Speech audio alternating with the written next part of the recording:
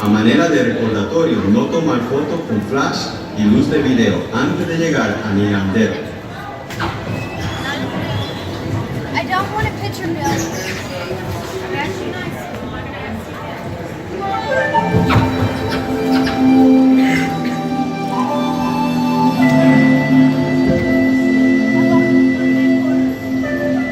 Welcome to a voyage of discovery and awareness of the richness and diversity of the often surprising nature of living with the land.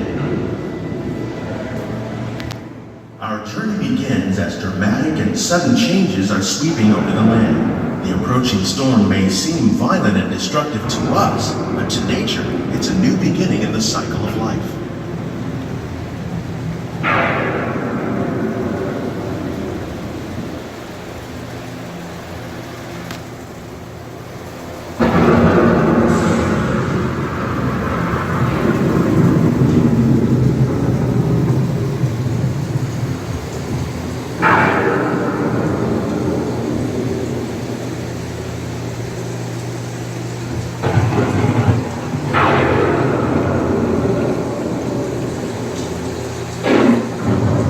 Beneath the surface of the land, roots trap water from the flowing mud, extracting precious nutrients and minerals. These elements, combined with sunlight, create the diverse living systems of our planet.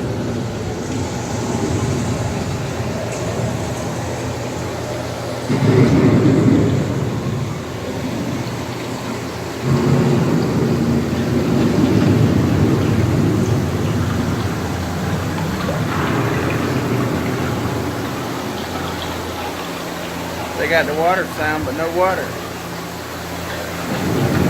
One of those living systems is the rainforest, home to the most amazing concentration of life on our planet. These dense and beautiful forests cover only a tiny portion of the Earth's surface, but they contain more than half of its plant and animal species. Rainforests are also extremely rich and productive living systems, providing us with oxygen, food, medicines, and other elements essential to our lives.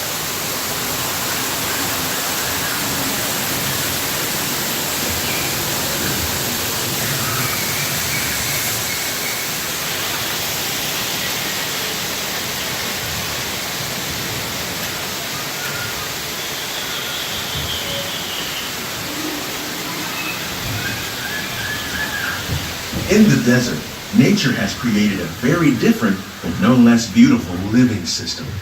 And while this arid landscape may seem lifeless, it is very much alive. The plants and animals that have learned to survive in these harsh conditions make use of what little water they can find and avoid the scorching rays of the relentless sun. The American prairie once appeared as desolate as the desert, but over time, rainwater and nutrients gradually penetrated the hard surface of this land. Even the hooves of the mighty buffalo helped create the rich soil that would one day become home to the American farm.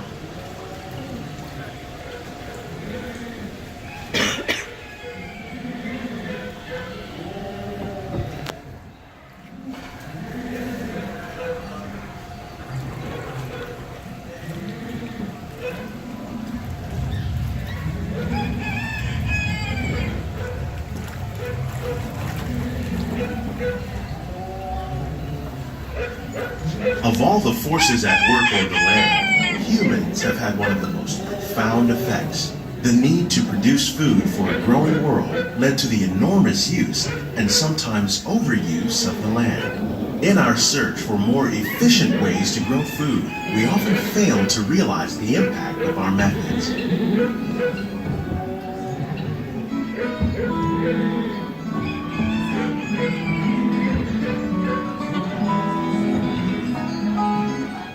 Today, we're learning to live with the land, discovering better ways to grow food that will assure both human and environmental well-being.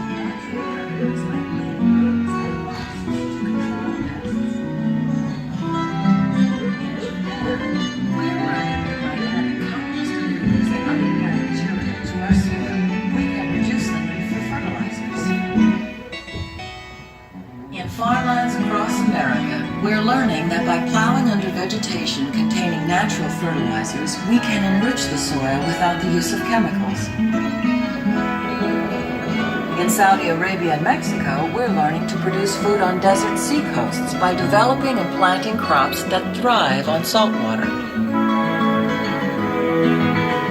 Here at Epcot, we're learning to reduce the need for pesticides by using natural predators like ladybugs and wasps to control pests.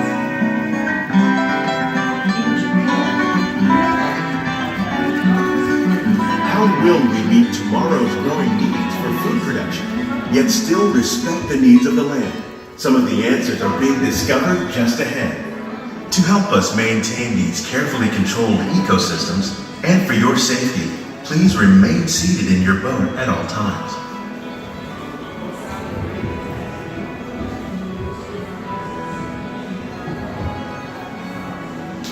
You just gonna be up there, baby.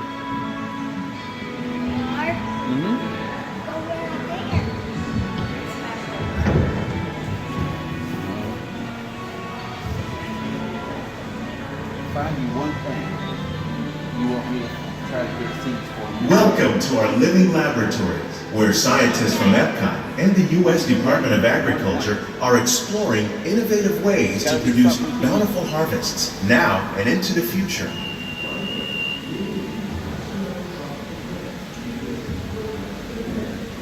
The tropics are home to the greatest diversity of plants on the planet. Many of these, like papaya, bananas, cacao, coffee, and rice, are well known around the world. These are just a few of the edible plants that have been an important source of nutrition for people living in the tropics. Many are rich in vitamins and minerals, while others are well adapted to growing in less than ideal conditions. Some, like the water lily, thrive in wet, swampy areas and waterways. All parts of this plant, even the flower petals, are edible. The starchy root of the plant has long been used to make flour for baking.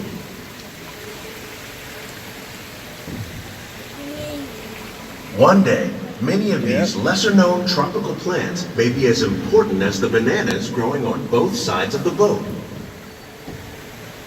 More than 28 million tons of bananas are eaten annually, making it the most popular fruit in the world.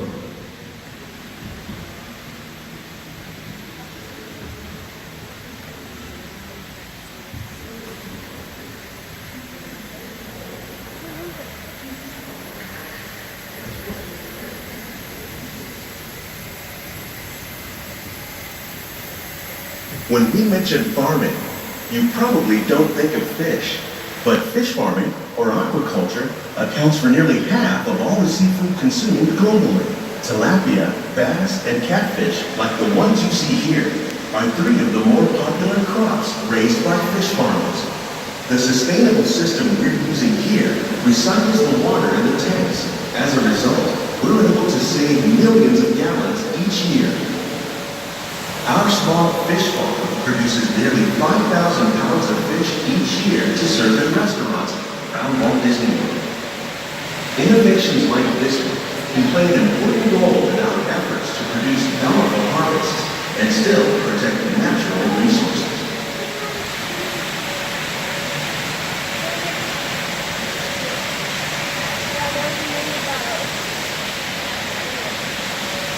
Nikki's right here.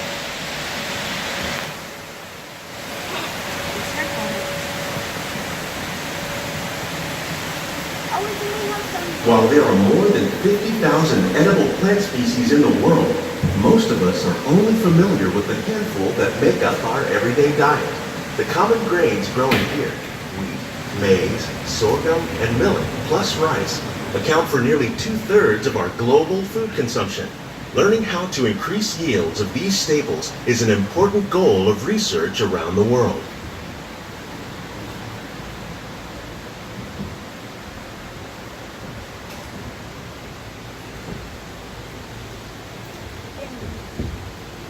These plants are definitely on their way up. Innovative growing techniques like these increase yields while more efficiently using resources like water, fertilizer, and pesticides. Another innovation at work here is our integrated pest management program. By populating our greenhouses with beneficial insects that prey on harmful pests, like aphids and flies, we are significantly reducing our reliance on conventional pesticides. We're growing these crops using our nutrient film system. This technique precisely controls and recycles water and nutrients. With it, we can produce over 27,000 heads of lettuce a year in this one small area.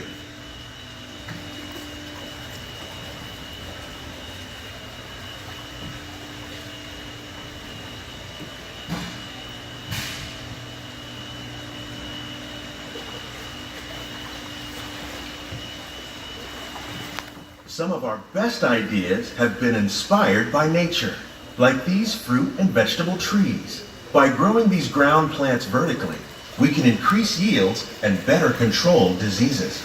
These crops taste as good as they look. In fact, we serve more than 15 tons of produce from our greenhouses in restaurants here at the land every year.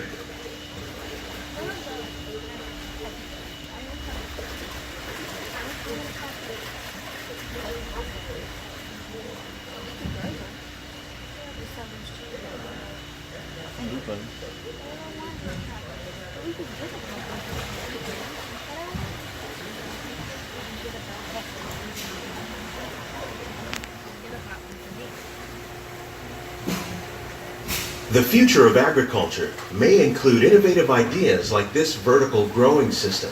Plants grown in this way use a fraction of the space required by traditional growing methods. That saves water and increases production. The aquaponics system on your left combines hydroponics with aquaculture.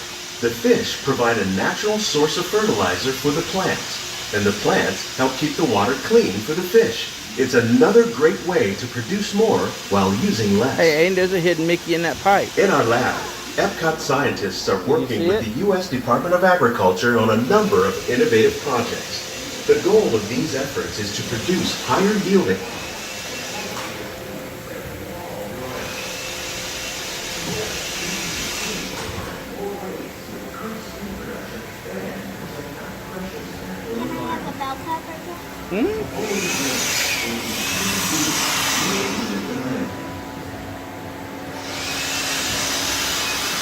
These greenhouses represent just a fraction of the work being done worldwide to produce bountiful harvests for our growing population.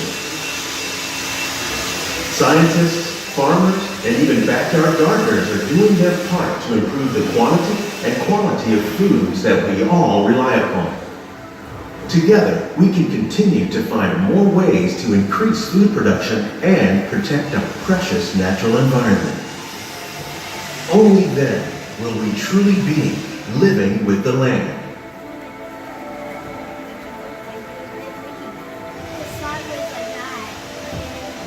On behalf of Walt Disney World, we hope you've enjoyed this unique journey through our living laboratories.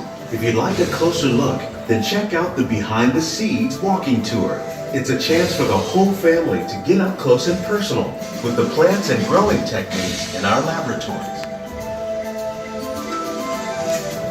Please keep your hands and feet inside the boat and remain seated until the boat comes to a complete stop.